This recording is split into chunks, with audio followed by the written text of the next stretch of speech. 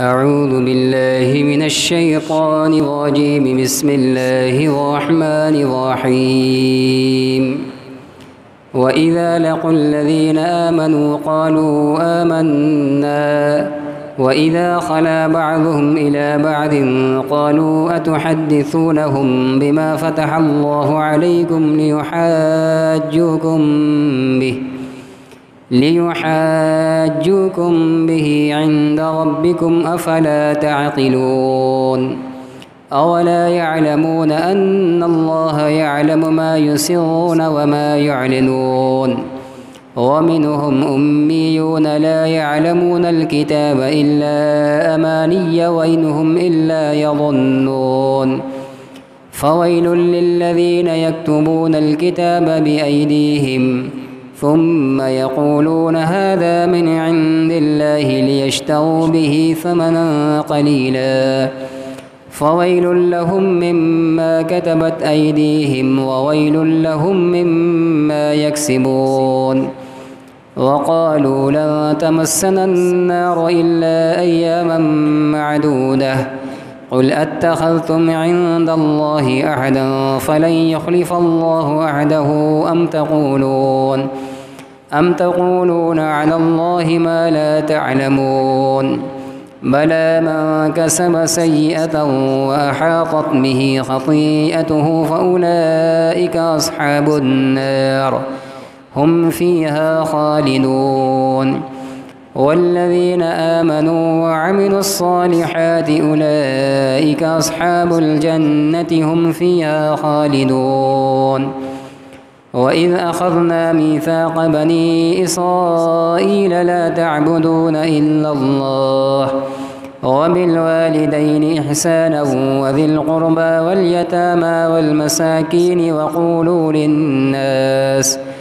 وقولوا للناس حسنا وأقيموا الصلاة وآتوا الزكاة ثم توليتم إلا قليلا منكم وأنتم معرضون.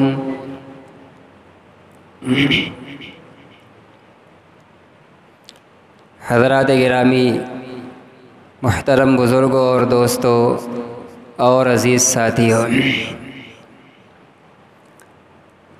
پچھلے کئی رکوع سے ان آیات کے اندر موسیٰ علیہ السلام کی قوم بنو اسرائیل کا تذکرہ ہو رہا ہے.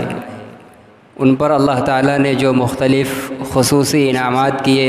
ان کو یاد دلایا، اس کا تذکرہ، اور پھر ان انعامات کے نتیجے میں شکر کے بجائے جو وہ ڈھٹائی اور ناشکری کا مظاہرہ کرتے تھے ان کی اس نازیبہ حرکتوں کا، اور پھر ان حرکتوں کے نتیجے میں جو مختلف قسم کے عذاب ان کو بھگتنا پڑا، ان کو اللہ تعالیٰ نے ان آیات کے اندر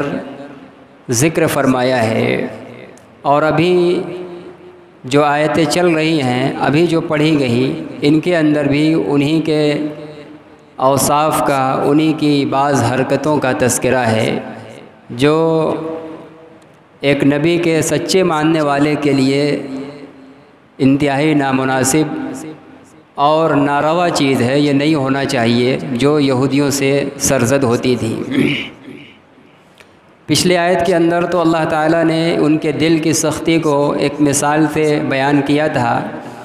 کہ بار بار ان کے اوپر احسانات اور انعامات کیے جاتے ہیں، ان کو اللہ کی نشانیاں دکھلائی جاتی ہیں، لیکن ان سب کے بجائے اس کے کہ ان کا دل نرم پڑے، ایمان کو قبول کر لے، نبیوں کو مان لے، یہ بڑے سخت دل ثابت ہو رہے ہیں. اور کہا تھا کہ یہ پتھر کی طرح ہیں، بلکہ پھر ترقی کرتے ہوئے کہا تھا کہ پتھر سے بھی سخت ہیں. پتھر بھی کچھ ہوتے ہیں جن کے اندر نفع قبول کرنے کی یا دوسروں کو نفع پہنچانے کی صلاحیت ہوتی ہے. بعض پتھروں سے چشمے پانی کے پھوٹتے ہیں اور بعض پتھر سے پانی بہتے ہیں، اور بعض پتھر بلندی سے بسا اوقات نیچے کی طرف اللہ کے خوف سے گرتے ہیں. پتھر ہمیشہ وہاں تذکرہ کیا گیا تھا کہ کسی ظاہری سبب کے پر ہی صرف نہیں گرتے بلکہ بہت سے پتھر کبھی بلندی سے نیچے کی طرف اللہ کے خوف سے بھی نیچے چلے آتے ہیں. تو ایک بے جان سخت پتھر جو بانا جاتا ہے وہ کہیں نہ کہیں نرم پڑ جا رہا ہے اور لوگوں کو فائدہ پہنچا دے رہا ہے، لیکن یہ لوگ، ان کے دل اس پتھر سے بھی زیادہ سخت ہیں کہ بار بار کی نشانیاں دیکھنے کے باوجود، بار بار بڑے بڑے انعامات سے فائدہ اٹھانے کے باوجود ذرہ برابر بھی ان کا دل ایمان قبول کرنے کے لیے نرم نہیں ہو رہا ہے کہ خود بھی ایمان قبول کر لے اور پھر دوسروں کو نفع پہنچانے کا ذریعہ بن جائیں۔ اور پھر ایمان والوں کو مخاطب کر کے کہا کہ جب یہ پتھر سے بھی زیادہ سنگ دل ہیں تو بھلا آپ لوگ کیوں کر یہ لالچ اور امید کرتے ہو کہ وہ تمہاری بات مان لیں گے، حالانکہ وہ کتاب کو سنتے ہیں، سمجھتے ہیں، لیکن پھر بھی اس کے اندر اپنی سمجھ کے مطابق جان بوجھ کر تحریفات اور تبدیلیاں کرتے ہیں۔ اب آگے بعض یہود منافقین کا تذکرہ کر رہے ہیں۔ وَإِذَا لَقُوا الَّذِينَ آمَنُوا قَالُوا آمَنَّا، اور جب وہ لوگ ملتے ہیں ایمان والوں سے، یعنی یہود میں سے جو لوگ منافق تھے جنہوں نے مسلمانوں کے سامنے ایمان کا اظہار کیا تھا لیکن حقیقت میں دل سے وہ مومن نہیں تھے،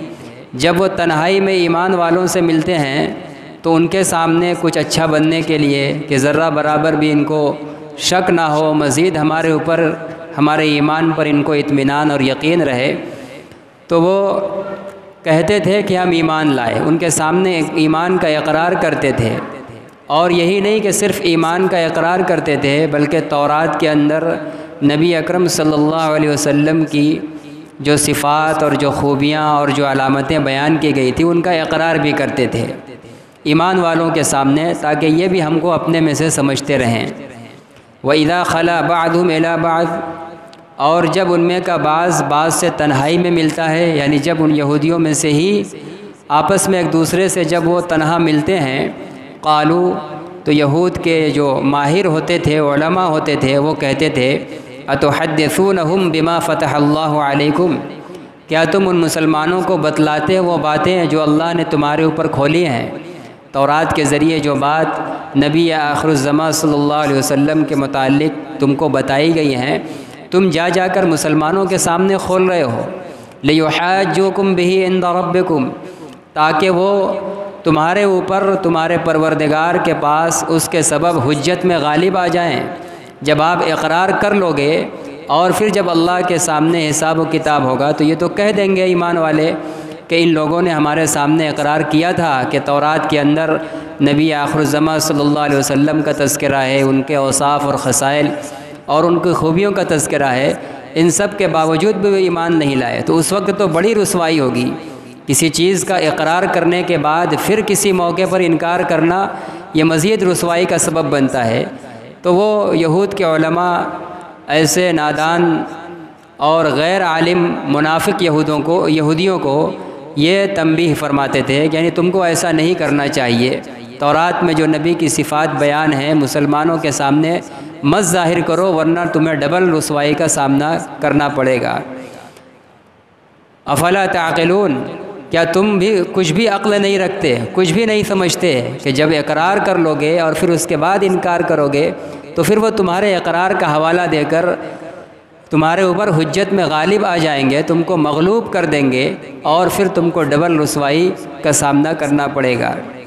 اولا یعلمون ان اللہ یعلم ما یسرون وما یعلنون، وہ یہ سمجھتے تھے کہ جو کچھ ہم کہہ رہے ہیں یا ہم جو جان کر چھپا رہے ہیں یہ صرف ہم ہی جانتے ہیں، اللہ تعالیٰ نہیں جانتا۔ یہ بات ان کو پتہ تھی کہ اللہ تعالیٰ ہر بات جانتا ہے، لیکن انکار میں ایسے اندھے تھے کہ یہ چیز ان کے نظر سے اوجھل تھی۔ تو اللہ تعالیٰ سوال فرما رہے ہیں کیا انہیں معلوم نہیں ہے، یعنی انہیں خوب معلوم ہے کہ اللہ تعالیٰ جانتا ہے ان باتوں کو جو وہ چھپاتے ہیں اور جو وہ ظاہر کرتے ہیں۔ تو آج اگر تم تورات کے اندر جو کچھ نبی آخر الزماں صلی اللہ علیہ وسلم کے بارے میں اوصاف اور خصائل اور صفات ہیں اگر نہ بھی ظاہر کرو تو اللہ تو بہرحال جانتا ہے کہ تم تورات میں اس کو جاننے کے باوجود بھی چھپا رہے ہو، اور اگر ظاہر کر دو تب بھی اللہ اس کو جانتا ہے۔ اگر تم نے تورات کے بیان کے مطابق ان کو آخری نبی تسلیم نہیں کیا، ایمان نہیں لائے، تو اس کا جو انجام ہے وہ تو تم کو بھگتنا پڑے گا۔ انجام اور سزا یہ اللہ کے علم پر ہے، نہ کہ بندوں کے دلیل پیش کرنے پر، اور اللہ تعالیٰ تمہارے اقرار کو اور نہ عدم اقرار کو، ظاہر کرنے کو اور چھپانے کو، دونوں کو جانتا ہے۔ اللہ تعالیٰ اپنے علم کے مطابق تمہارے لیے سزا تجویز کرے گا۔ اولا یعلمون ان اللہ یعلم ما یسرون وما یعلنون، کیا انہیں نہیں معلوم کہ اللہ تعالیٰ جانتا ہے ان باتوں کو جو وہ چھپاتے ہیں اور جو وہ ظاہر کرتے ہیں۔ ومنہم امیون لا یعلمون الکتاب، یہ تو وہ طبقہ تھا جو کچھ پڑھا ہوا تھا، کچھ جانتا بوجھتا تھا، یا جو علماء تھے۔ ایک وہ طبقہ تھا جو بالکل ان پڑھ تھا، اس کو کچھ بھی پتہ نہیں تھا، جو ان کے گمراہ علماء نے، ان کے احبار نے جو ان کو سکھلا دیا بس اسی کی رٹ لگاتے تھے، اسی کے پیچھے چلتے تھے۔ اللہ فرماتے ہیں کہ وَمِنْهُمْ أُمِّيُّونَ لَا يَعْلَمُونَ الْكِتَابَ إِلَّا أَمَانِيَّ، اور یہودیوں میں سے کچھ ان پڑھ لوگ ہیں جو کتاب کو نہیں جانتے، انہیں نہیں پتہ کہ تورات کے اندر کیا لکھا ہوا ہے۔ إِلَّا أَمَانِيَّ، مگر چند گڑھی ہوئی باتیں، چند گڑھی ہوئی اپنی نفسانی خواہش کے مطابق گڑھ کر جو باتیں ان کے احبار نے، ان کے رؤساء نے بتلا دی، بس وہی وہ رٹے ہوئے ہیں، اتنا ہی انہیں معلوم ہے۔ حقیقت کیا ہے کتاب کی، اس کے اندر کیا لکھا ہوا ہے، اس سے وہ لوگ واقف نہیں ہیں۔ وَإِنْهُمْ إِلَّا يَظُنُّونَ، اور وہ لوگ صرف اٹکل مارتے ہیں، ان کے پاس جو کچھ بھی چند چیزیں ہیں وہ صرف اٹکل اور گمان اور باطل خیالات ہیں، حقیقت سے ان کا کوئی تعلق نہیں ہے۔ فَوَيْلٌ لِّلَّذِينَ يَكْتُبُونَ الْكِتَابَ بِأَيْدِيهِمْ، پھر اللہ تعالیٰ فرما رہے ہیں ان لوگوں کے بارے میں جو ان کے علماء تھے اور جان بوجھ کر چھپاتے تھے اور بلکہ تورات کے اندر تبدیلی کرتے تھے، ان کے لیے فرما رہے کہ ہلاکت ہے۔ فَوَيْلٌ لِّلَّذِينَ يَكْتُبُونَ،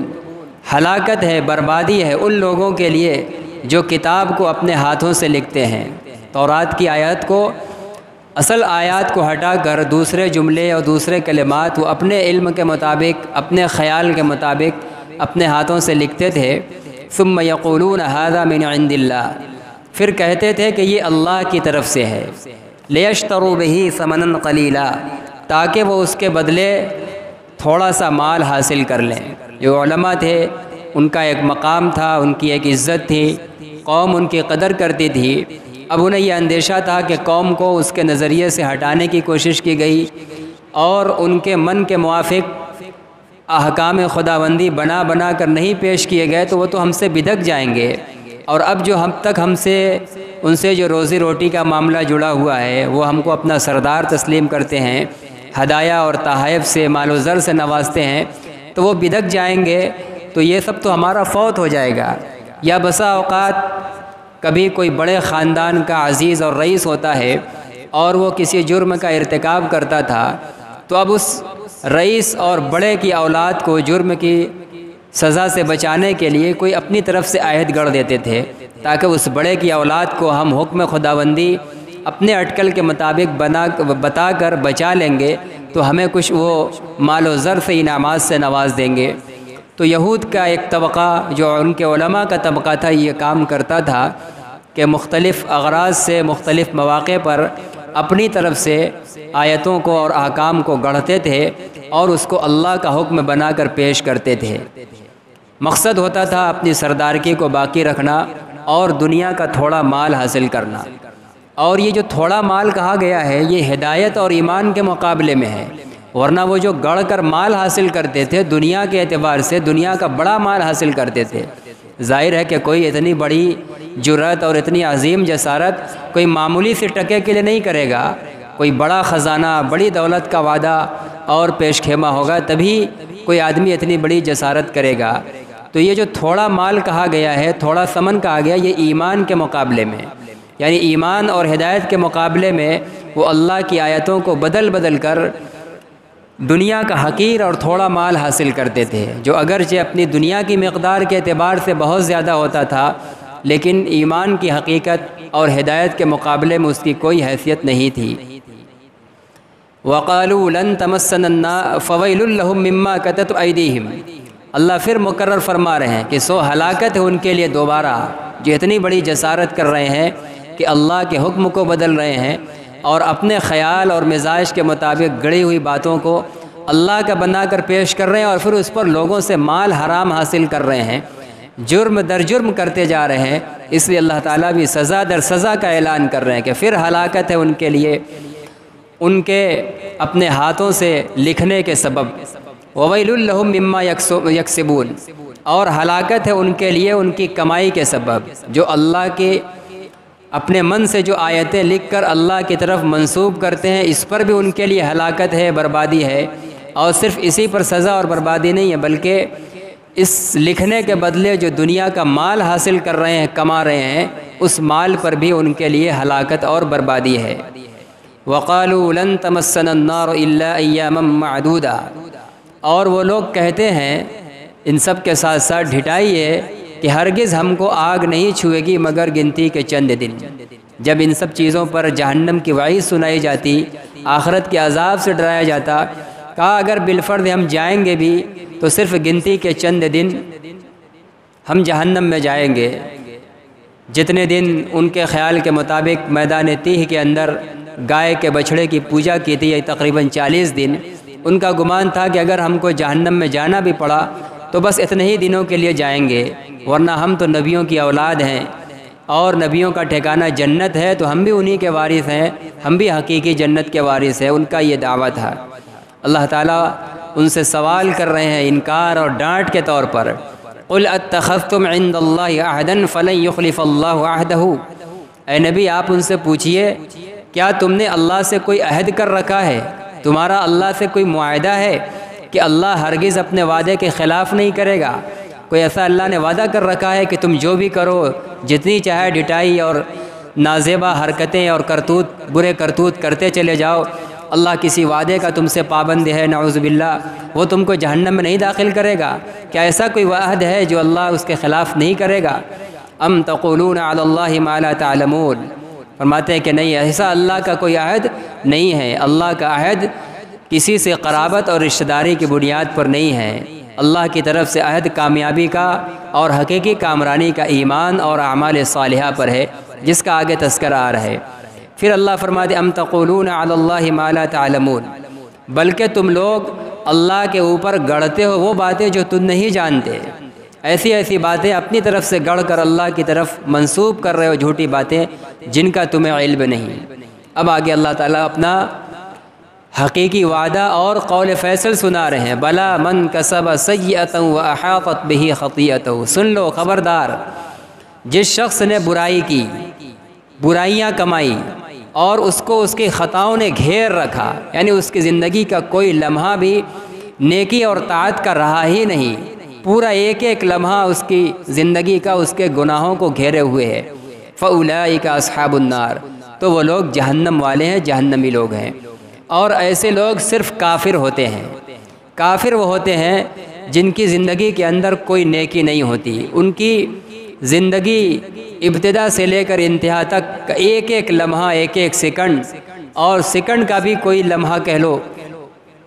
گناہ سے اور نافرمانی سے خالی نہیں ہوتا۔ وہ مکمل 100%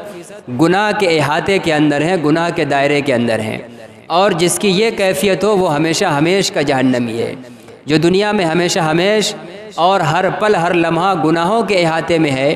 کوئی ذرہ بھی اس کی ذات کے ساتھ نیکی کا نہیں جڑا ہوا ہے، آخرت کے اندر وہ بھی ہمیشہ ہمیش جہنم کے احاطے میں رہے گا، کوئی ذرہ بھی اس کے جنت کی نعمت کا نہیں مل پائے گا، میسر نہیں ہوگا۔ ہم فیہا خالدون، اور پھر وہ اس جہنم میں ہمیشہ ہمیش رہیں گے، ایسا نہیں کہ نکال دیے جائیں گے کبھی چند لمحوں کے بعد۔ تو یہ یہود جو تم لوگ ہو، تم آخری نبی کو نہ مان کر انکار کر کے ایمان والے ہے ہی نہیں ہو، کافر ہو، اس لیے تمہاری زندگی کا پل پل کفر سے اور گناہوں سے گھرا ہوا ہے، اور ہمارا یہ ضابطہ ہے کہ زندگی کا جس کا تمام پل گناہوں سے گھرا ہوا ہو وہ جہنم میں گھرا ہوا ہے، اور وہ جہنم میں ہمیشہ ہمیش رہے گا۔ اس کے برخلاف جو مومن ہو جائے، اگرچہ وہ نافرمان ہو، گناہ گار ہو، لیکن دل میں اس کو ایمان ہے، اللہ، رسول اور تمام ایمانیات پر اس کا دل سے یقین اور زبان سے اقرار ہے، اب اگرچہ چاہے وہ نیکیوں کو بہت زیادہ بجا لانے والا نہ ہو، گناہوں سے پرہیز نہ کرتا ہو، لیکن عقیدہ اور ایمان پر یقین اور اقرار ہے، تو وہ ہمیشہ ایسا اس کو نہیں کہا جائے گا کہ اس کی پوری زندگی کے پل پل کو گناہوں نے گھیر رکھا ہے، اس لیے کہ ایمان جو ایک نیک اور سب سے بڑا نیک عمل ہے، ہر وقت اس کے دل کے اندر ہے، اس کی زندگی کا ہر پل اس کا دل ایمان کے ساتھ جڑا ہونے کی وجہ سے ایمان اور نیکی کے ساتھ جڑا ہوا ہے۔ اس لیے اگر وہ ظاہری تمام گناہ میں مبتلا ہے، اللہ کی نافرمانی کر بھی رہا ہے، تو وہ اگر جو جہنم میں جائے گا وہ اصحاب النار ہو سکتا ہے، لیکن وقتی طور پر وہ ہم فیہا خالدون نہیں ہوگا، وہ جہنم میں ہمیشہ ہمیش نہیں رہے گا، بلکہ اپنے ظاہری گناہوں کی اور نافرمانیوں کی سزا بھگت کر ایک دن جب اس کا ایمان خالص بچے گا، اس ایمان کی نیکی کے نتیجے میں جنت میں آ جائے گا۔ لیکن اس کے برخلاف کافر چونکہ ایمان کی نعمت سے بھی محروم ہوتا ہے، اس لیے اس کا ہر پل کفر اور نافرمانی میں گھرا ہوا ہے، اس کے جہنم سے نکلنے کا کبھی کوئی چانس اور موقع نہیں ہوگا۔ آگے فرماتے والذین آمنوا وعملوا الصالحات اولئک اصحاب الجنہ، اور وہ لوگ جو ایمان لائے اور اچھے اچھے کام کیے، نمازیں پڑھی، روزے رکھے، زکوٰۃ دیے، تلاوت کیا، ذکر و اذکار کیا، عمدہ اخلاق سے پیش آئے، رشتہ داروں کے ساتھ، والدین کے ساتھ، مخلوقات کے ساتھ حسن سلوک اور اچھے برتاؤ کا معاملہ کیا، نرمی کے ساتھ لوگوں کے ساتھ پیش آئے، جتنی بھی خیر اور بھلائی کی باتیں ہماری شریعت میں نبی آخر الزماں صلی اللہ علیہ وسلم کے واسطے سے ہمیں ملی ہیں، اس نے ان تمام اچھائیوں کا پالن کیا، اس پر عمل کیا۔ اولئک اصحاب الجنہ، اللہ فرماتے ہیں کہ ایسے ایمان والے اور ایسے اچھے اچھے کام کرنے والے یہ جنتی لوگ ہیں، یہ جنت میں ہوں گے، ہم فیہا خالدون، اور وہ اس میں ہمیشہ ہمیش رہیں گے۔ ایسا نہیں کہ اس میں داخل کیے جانے کے بعد وہاں کے انعامات سے مالا مال کیے جانے کے بعد کبھی انعام ان سے چھین لیا جائے، چھینا بھی نہیں جائے گا۔ تو اس میں تو تذکرہ ہے ان ایمان والوں کا جو ایمان بھی لائے اور اچھے کام بھی کیے۔ اب آگے بلکہ اس آیت کے اندر اس تیسرے طبقے کا ذکر نہیں ہے جس کا ابھی بیان کیا گیا، کہ ایک وہ طبقہ جو ایمان تو لایا ہے لیکن اچھائیاں اس کی بہت زیادہ نہیں ہیں، اس سے نمازیں بھی پامال ہو رہی ہیں، روزے میں بھی نعوذ باللہ کوتاہی ہو جا رہی ہے، وہ لوگوں پر ظلم بھی کر رہا ہے اور بھی مختلف گناہوں کے اندر مبتلا ہے، لیکن وہ ہے ایمان والا، ضروری عقائد پر اور ایمانیات پر اس کا یقین ہے، تو وہ بھی جنتی ہے۔ اگرچہ وہ ابتداً جنتی نہیں ہے، اپنی ظاہری تمام سزاؤں کی گناہوں کی سزا بھگتے گا، لیکن انجام کے اعتبار سے وہ بھی جنتی ہے، اور انجام کے اعتبار سے جب وہ جنت میں داخل ہو گیا تو پھر وہ بھی ہمیشہ جنت میں رہے گا، وہ بھی پھر کبھی نکالا نہیں جائے گا، جیسے وہ جنتی نہیں نکالا جائے گا جو ابتداً اپنے ایمان اور نیک اعمال کے بدولت اللہ کے فضل سے جنت میں داخل ہوا تھا۔ وَإِذْ أَخَذْنَا مِيثَاقَ بَنِي إِسْرَائِيلَ، اب آگے بنی اسرائیل کو اللہ تعالیٰ ان کا ایک اور عہد یاد دلا رہے ہیں۔ وہ جو کہتے تھے کہ ہم جہنم میں نہیں جائیں گے، اگر جائیں گے تو بس صرف چند دن، ہم تو نبیوں کی اولاد ہیں۔ اللہ تعالیٰ تردید فرما رہے ہیں کہ ہمارے ہاں کامیابی اور کامرانی کا مدار کسی سے تعلق اور نسبت پر نہیں ہے، ایمان، اطاعت اور عدم ایمان اور عدم اطاعت پر ہے۔ جو بندہ ایمان لانے والا ہوگا، اطاعت کرنے والا ہوگا، خواہ وہ کسی بھی قبیلے سے تعلق رکھتا ہو، کسی بھی ادنا سے ادنا فرد کی اولاد ہو، اگر اس کا ایمان اور اطاعت درست ہے تو وہ جنت میں داخل ہوگا، کامیاب ہوگا۔ اور کوئی بندہ خواہ وہ کتنوں عالی نسب کا ہو، حد یہ ہے کہ اس زمانے میں کوئی نبی آخر الزماں صلی اللہ علیہ وسلم سے نسب اور خاندان کا تعلق رکھتا ہو، لیکن نعوذ باللہ وہ مومن نہیں ہے، وہ کافر ہے، مشرک ہے اور اطاعت گزار نہیں ہے، تو نبی اعظم سے اس کی قرابت اس کو کوئی کام نہیں دے گی۔ چنانچہ ایک موقع پر خود نبی اکرم صلی اللہ علیہ وسلم نے اپنے مختلف رشتہ داروں کو مخاطب کر کر کے نام لے لے کر حکم دیا تھا، سب سے کہا تھا انقذوا انفسکم من النار۔ اخیر میں اپنی صاحبزادی حضرت فاطمہ سے بھی کہا تھا یا فاطمہ بنت محمد انقذی نفسک من النار، اے محمد کی بیٹی فاطمہ تم بھی اپنے آپ کو جہنم سے بچانے کی فکر کرو، کوشش کرو۔ پتہ یہ چلا کسی عظیم ہستی سے رشتہ داری کا، خاندان کا، خون کا، کسی بھی طرح کا کوئی تعلق ہونا یہ انسان کو اللہ کے ہاں کامیاب بنانے کے لیے کافی نہیں ہے۔ اصل اس انسان کا اپنا حقیقی اپنا ایمان ہے، اپنی اطاعت ہے اور اپنے اعمال ہیں۔ تو بنی اسرائیل کو اللہ تعالیٰ فرما رہے ہیں کہ ہم نے تم کو کامیابی اس بنیاد پر نہیں دی تھی کہ تم فلاں کی اولاد ہو تو تم کامیاب ہو جاؤ گے، جنت میں نہیں جاؤ گے، بلکہ ہم نے تم سے عہد لیا تھا۔ وَإِذْ أَخَذْنَا مِيثَاقَ بَنِي إِسْرَائِيل، یہاں اس عہد کی یاد دہانی کروا رہے ہیں ان لوگوں کو جو نبی اکرم صلی اللہ علیہ وسلم کے زمانے میں یہودیوں کی نسل میں سے موجود تھے، اور یاد کرو اس وقت کو جب کہ ہم نے لیا بنی اسرائیل سے پختہ عہد۔ کس بات کا عہد؟ لا تعبدون الا اللہ، اس بات کا عہد لیا تھا کہ تم عبادت نہیں کرو گے مگر اللہ کی، تم صرف اللہ ہی کی عبادت کرو گے، اللہ کے علاوہ کسی اور کی بندگی نہیں ہوگی، نہ تو اللہ کی ذات کے اعتبار سے، نہ صفات کے اعتبار سے، ہر اعتبار سے اللہ کو یکتا اور اکیلا بھی ماننا ہے، اور پھر ہر موقع پر اسی کے حکم کے آگے اپنی گردن کو جھکانا ہے۔ اسی کا نام بندگی ہے اور اسی کا نام عبادت ہے کہ بندہ ہر موقع پر ہر جگہ اپنے مالک حقیقی، اپنے خالق حقیقی، اپنے رازق حقیقی رب کائنات اللہ سبحانہ و تعالیٰ کے حکموں کا پابند رہے، اس کی ذات کے اعتبار سے، اس کے صفات کے اعتبار سے اور اس کے تمام احکام کے اعتبار سے اسی کے آگے اپنی گردن کو جھکائے رہے، یہی عبادت ہے۔ تو اللہ فرما رہا ہے کہ ہم نے تم سے اس کا عہد لیا تھا اور کامیابی کا وعدہ اس پر تھا، اللہ کی بندگی پر، نہ یہ کہ کچھ بھی کرتے رہو اور پھر فلاں صاحب اور فلاں نبی سے تعلق کے سرٹیفکیٹ لے کر آؤ، اس پر کامیابی کا مدار نہیں ہے۔ وَبِالْوَالِدَيْنِ إِحْسَانًا، اللہ کی بندگی کے بعد اب انسانوں میں، چونکہ اس دارالاسباب کے اندر انسان کے وجود میں آنے کا ذریعہ انسان کے ماں باپ اور اس کے اولاد ہیں، اس کے ماں باپ ہیں، اس کے والدین ہیں، اس لیے اللہ تعالیٰ نے اپنی عبادت کے بعد، اپنے آپ کے گردن جھکا دینے کے بعد دوسرا عہد لیا تھا کہ اپنے والدین کے ساتھ حسن سلوک کرنا، اچھا برتاؤ کرنا، اس لیے کہ وہی اس دارالاسباب دنیا کے اندر تمہارے وجود میں آنے کا پہلا ذریعہ بنے ہیں۔ حقیقی خالق تو اللہ ہے، لیکن اسباب کے درجے میں تمہارے وجود میں آنے کا جو ذریعہ بنا ہے وہ صرف تمہارے والدین ہیں، اس کے علاوہ کوئی اور چیز انسان کے وجود میں آنے کا ذریعہ نہیں ہے۔ اس لیے چونکہ وہ انسان کے وجود میں آنے کا ذریعہ ہیں، اس لیے وہ بہت عظیم اور باعظمت اور عظیم ہستی ہوئے کہ اسی پر پوری کائنات کی نسلوں کے وجود کا مدار ہے، تو بلا شبہ ان کی بھی عظمت اور اہمیت بھی اللہ تعالی شانہ کے بعد بندوں کی نگاہ میں ہونی چاہیے۔ اس لیے اللہ نے والدین کے ساتھ بھی حسن سلوک کا بنو اسرائیل سے بھی عہد لیا تھا اور اسی پر کامیابی کا وعدہ تھا، اور یہ عہد ہر نبی اور ان کے قوموں سے لیا گیا، اور ہم بھی اس عہد کے پابند ہیں، اللہ کی بندگی کے ساتھ ساتھ والدین کے ساتھ حسن سلوک۔ اور اس حسن سلوک میں 3 چیزیں آتی ہیں۔ ایک، ترک ایذا، اپنے کسی عمل سے والدین کو تکلیف نہ پہنچانا، کسی عمل سے، کسی بات سے، رویے سے تکلیف نہ پہنچانا، الا یہ کہ آپ کوئی ایسا کام کرنے جا رہے ہیں جو دین کے مسلمہ اصول میں سے ہے، دین کے ثابت شدہ چیزوں میں سے ہے، اور خدا نہ کرے آپ کے والدین دین سے دوری کی بنیاد پر اس کام کو ناپسند کر رہے ہیں، تو وہاں آپ کو ان کی پسند کا لحاظ نہیں رکھتا ہے، وہاں تو اللہ اور اس کے رسول کی پسند کو ترجیح دینا ہے۔ مثلا ہمارے معاشرے میں ایسا بارہا سننے میں آتا ہے، خاص طور سے رمضان کے موقع پر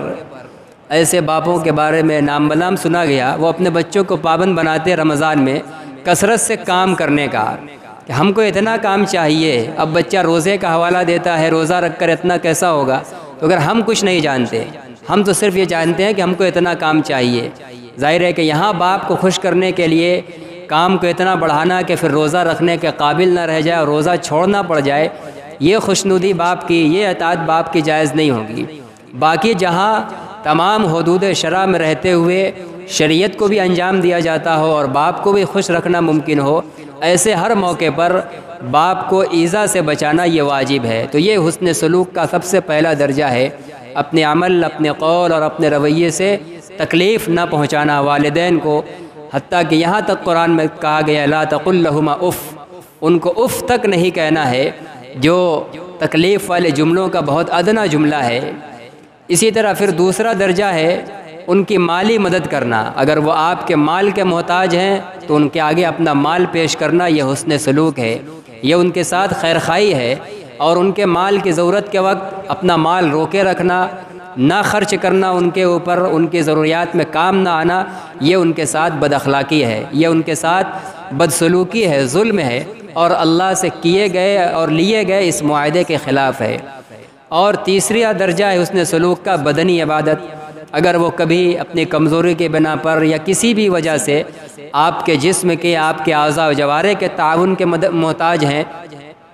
تو اپنے اعضاء و جوارح کے ساتھ ان کی خدمت کرنا، ان کے کام آنا، ان کے ہاتھ بٹانا، ان کے بوجھ اٹھانا، یہ سب چیزیں بدنی حسن سلوک کے اندر داخل ہیں۔ یہ تین چیزیں جب ہم مکمل کریں گے، ان کو ایذا سے بھی بچائیں، بوقت ضرورت مال سے بھی مدد کریں، اور بوقت ضرورت بدنی خدمت بھی ان کی کریں، یہ تین کام جب ہم مکمل کریں گے تب ہم حسن سلوک، والدین کے ساتھ حسن سلوک کرنے والے کہلائے جائیں گے، اور پھر ہم اس عظیم اجر و انعام کے مستحق ہوں گے جس کا اللہ اور اس کے رسول نے ہم سے وعدہ کیا ہے۔ کہیں فرمایا گیا کہ الجنت تحت اقدام الامہات، جنت ماؤں کے قدمے کے نیچے ہے، یعنی جس نے اپنے ان رویوں سے، حسن سلوک سے ماں کا قدم جیت لیا، گویا اس نے جنت کو حاصل کر لیا۔ اور کہیں فرمایا گیا رضا الرب فی رضا الوالد، کہ باپ کی خوشنودی اللہ کے رضا الرب فی رضا الوالد، اللہ کے خوشنودی باپ کے خوشنودی میں ہے۔ جو اپنے رب کو راضی کرنا اور اپنے سے خوش ہونا دیکھنا چاہتا ہے تو اس کے لیے لازم ہے کہ پہلے اپنے باپ کو راضی اور خوش کرے۔ اور حسن سلوک کے ان تین درجے کو پیش کر کے جس نے باپ کو راضی کر لیا، گویا اس نے اللہ کو راضی کر لیا۔ وذی القربہ، پھر والدین کے بعد جو اور دیگر رشتہ دار ہیں، بھائی ہیں، بہنیں ہیں، خالہ ہیں، دادیاں ہیں، دادا ہیں، مختلف رشتہ دار ہیں، ان سب کے ساتھ حسن سلوک کرنا۔ حسن سلوک کے اولین اور پہلے محتاج یہی لوگ ہوتے ہیں، اس لیے کہ انہی کے بیچ میں رہنا، انہی کے ساتھ آنا جانا اٹھنا بیٹھنا زیادہ ہوتا ہے، اس لیے ان کے ساتھ حسن سلوک کی زیادہ تاکید ہے۔ باقی ان سے آگے بڑھ کر عام انسانوں کے ساتھ، عام مسلمانوں کے ساتھ، عام مخلوقات کے ساتھ بھی حسن سلوک کے ہم پابند ہیں، لیکن ان کو خاص طور سے پہلے ذکر کیا ہے کہ ان کے ساتھ ہمارا اٹھنا بیٹھنا رہن سہن مختلف رشتہ داروں کے ساتھ ہی زیادہ رہتا ہے، اس لیے ہم یہاں پہلے زیادہ پابند ہے اس بات کے کہ پہلے ان کے ساتھ اپنے سلوک اور برتاؤ کو اچھا کریں۔ لیکن عموماً آج الٹا معاملہ ہوتا ہے، اپنے عزیز و اقارب اور گھریلو احباب کے ساتھ عموماً بدسلوکی ہوتی ہے اور دور کے افراد کے ساتھ حسن سلوک ہوتا ہے۔ یہ آیت کی ترتیب کے خلاف ہے۔ اللہ تعالیٰ نے والدین کے بعد دیگر اور رشتہ داروں کے ساتھ حسن سلوک کا ہمیں مکلف اور پابند کیا ہے۔ والیتامہ، پھر ان کے بعد اب پھر جو دوسرے یتیم لوگ ہیں جو بے سہارا ہو جاتے ہیں اور نابالغ بھی ہیں اور شعور کی ابھی عمر کو نہیں پہنچے ہیں، اس لیے وہ محتاج اس بات کے کہ کوئی ان کے سروں پر ہاتھ رکھے، کوئی ان کے ساتھ شفقت کرے۔ تو اب رشتہ داروں کے بعد اگر یتیم ہو، خواہ اپنے رشتہ داروں کا یا باہر کا، تو ان کے سر پر بھی ہاتھ رکھا جائے، ان کے ساتھ حسن سلوک کیا جائے۔ اللہ کے نبی صلی اللہ علیہ وسلم نے فرمایا انا وکافل الیتامى کہاتین،